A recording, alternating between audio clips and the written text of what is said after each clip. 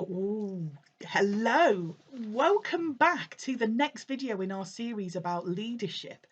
This one's a great one. Communication. Oh, do you know what? In one day, I can be the best and the worst communicator all at the same time. But if you're a leader of people in business, it is really, really great to be able to develop your communication skills. Communicating effectively is always going to be key to building a strong relationship, but building that trust and getting success within your team. Now, the key here is effective communication, because so often we find ourselves saying, well, I've told them that and they're not doing it. I've told them that 100 times. But actually, is that effective communication, or is that you ticking a box to say that I've done my bit?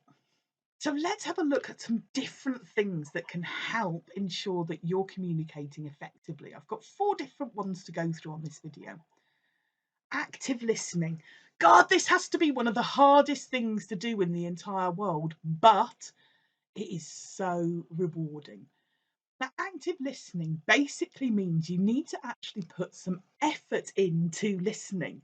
Listening isn't just keeping your mouth shut. And if you're like me, as soon as you get excited about something, you want to jump in and add to the conversation and share your thoughts, share your opinions. But you're not listening when you're doing that.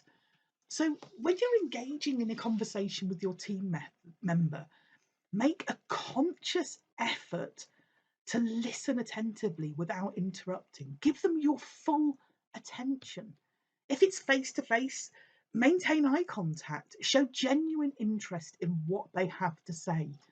Reflect back on their words and make sure that you understand. Ask some clarifying questions to make sure that you do. I don't know about you, but certainly with my husband, Andy, we can be having a conversation that we think is really good, and we're talking about 2 completely different topics. It's so easy to do.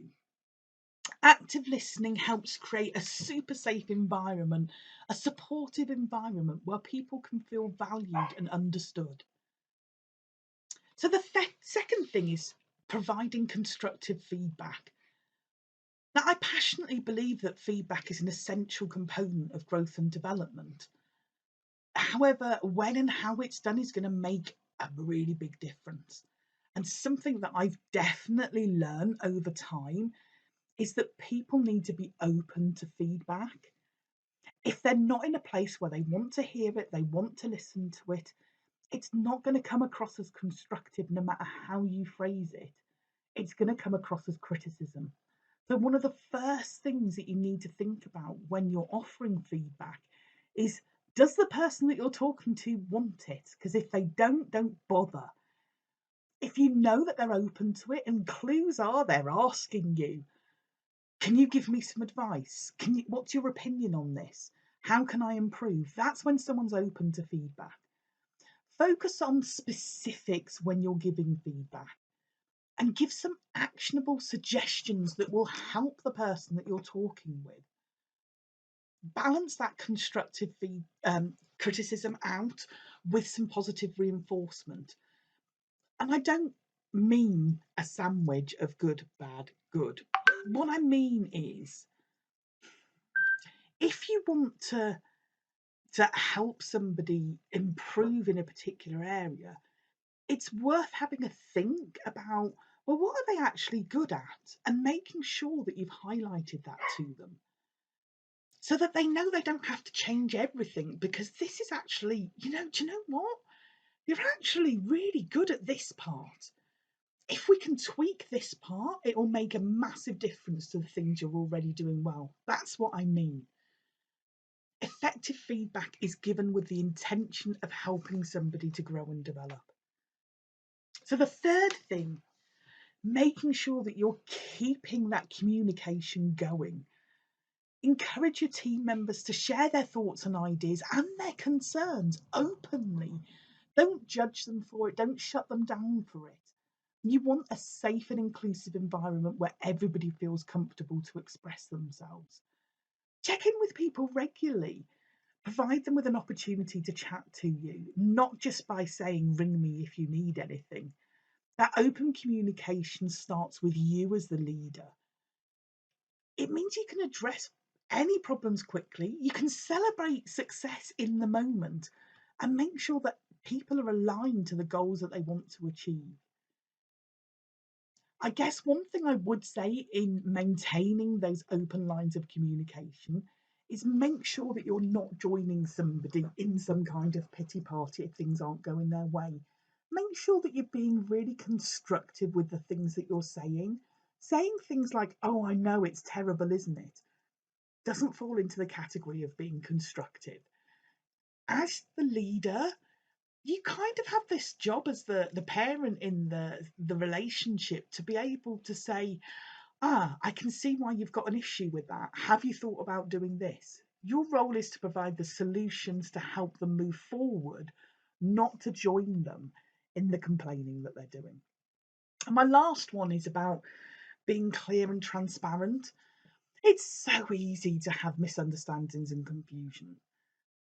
Often, to me, that's when you're not talking to somebody directly.